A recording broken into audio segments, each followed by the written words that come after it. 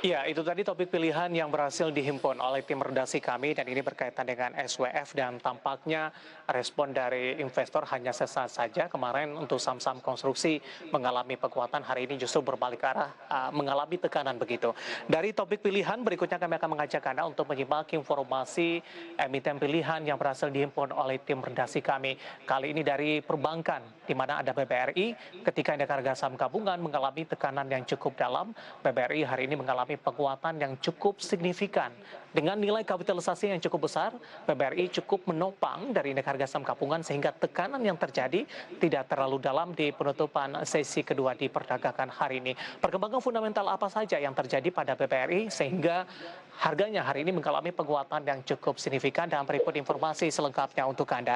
Di mana pemerintah memastikan Bank Rakyat Indonesia TBK atau BBRI akan melakukan penghimpunan dana melalui skema penerbitan saham baru atau Raikisu dalam rangka pembentukan holding ultramikro, di mana Raikisu BBRI ini sudah disetujui oleh pemerintah dan telah dikonsultasikan dengan Dewan Perwakilan Rakyat atau DPR. Dan bagaimana skemanya, kemudian manfaat apa saja pembentukan dari holding ultramikro ini? Mari kita simak tayangan berikut ini. Rencana Indonesia untuk memiliki perusahaan induk atau holding pembiayaan ultramikro semakin matang. Pembentukan holding ultramikro atau holding ini dilakukan dengan menggabungkan 3 perusahaan plat merah yaitu PT Bank Rakyat Indonesia TBK atau BBRI, PT Pegadaian Persero, dan PT Permodalan Nasional Madani Persero atau PNM. Skema penggabungan ketiga perusahaan pembiayaan BUMN ini dilakukan dengan penerbitan saham baru melalui mekanisme right issue, hak memesan efek terlebih dahulu atau HMETD oleh BBRI. Dalam skenario penggabungan ketiga usaha tersebut, BBRI akan menjadi holdingnya. Nantinya BBRI akan menguasai 99,9% saham Pegadaian dan PNM. Dalam skema HMETD, pemerintah akan mengambil bagian seluruhnya dengan cara mengalihkan saham seri B yang dimiliki negara ke Pegadaian dan PNM ke BBRI. Penyetoran seluruh saham seri pada Pegadaian dan PNM akan dilakukan sesuai dengan PP 72/2016 tentang tata cara penyertaan modal negara kepada BUMN. Partisipasi pemerintah dalam transaksi ini bentuknya non-cash. Pemerintah tak akan menyuntikkan dana segera ke BBRI. Dari APBN, kepemilikan saham pemerintah di BBRI pun tidak akan terdilusi. Setelah holding terbentuk, pemerintah masih akan menguasai 56,75% atau lebih kurang 60%. Sementara itu, publik masih akan menguasai 40% atau 43,25% saham BBRI.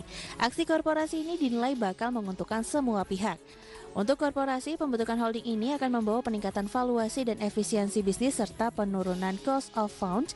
Selain itu, dengan adanya holding diharapkan mampu meningkatkan rasio penyaluran kredit ke UMKM yang jumlahnya mencapai 98% dari total pelaku usaha. Dengan adanya pembentukan holding diharapkan dapat menggenjot penyaluran kredit ke UMKM. Pembentukan holding ini tentunya memberikan prospek yang cerah bagi kinerja perusahaan ke depannya. Berbagai sumber, IDEX Channel.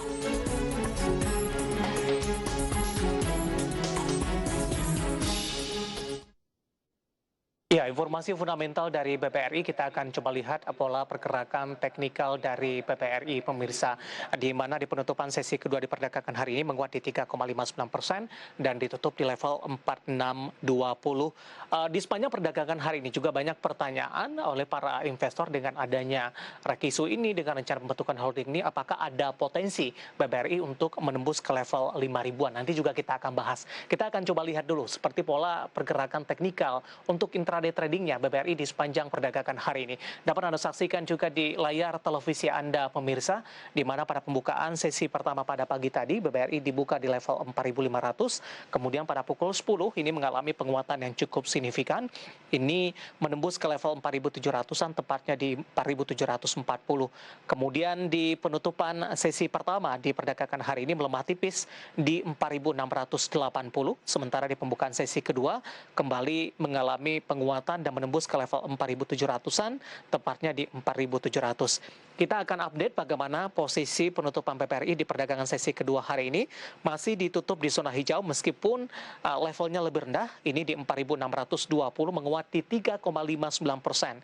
Sementara untuk die range-nya di sepanjang perdagangan hari ini, posisi terendah ada di 4.500, sementara posisi tertinggi tadi sempat menyentuh ke level 4.770. Dari intraday tradingnya, berikutnya kami akan mengajak Anda untuk melihat bagaimana pergerakan saham PPRI dalam beberapa bulan terakhir. Kita ke grafis selanjutnya. Di 1 Juli masih bergerak di 3060, Agustus melemah di bawah level 3000-an di 2990, kemudian di September di 3660, kemudian di November ini di 3380, di Desember, Januari, Februari ini sudah menembus ke level 4000-an, 4240, di Januari 4310, bahkan di Februari sampai dengan pembukaan sesi kedua untuk perdagangan hari ini 4700 dengan level tertinggi di 4770 secara intraday tradingnya di sepanjang perdagangan hari ini. Ya, dari teknikal kita akan coba lihat juga dari sisi valuasi, apakah masih menarik atau tidak untuk BBRI. Data yang berhasil dihimpun oleh tim redaksi kami dari posisi PER-nya atau Price to Earning Ratio ada di kisaran 30,67 kali, posisi dari PSR-nya di 4,14 kali, posisi dari PBV-nya, Price Book Value Ratio atau PBVR ada di kisaran 3,00 kali, sementara untuk posisi Price Cash Flow Ratio atau PCFR ada di kisaran 14,90 kali. Kombinasi secara fundamental dan teknikal, dan semoga bisa menjadi salah satu referensi untuk Anda.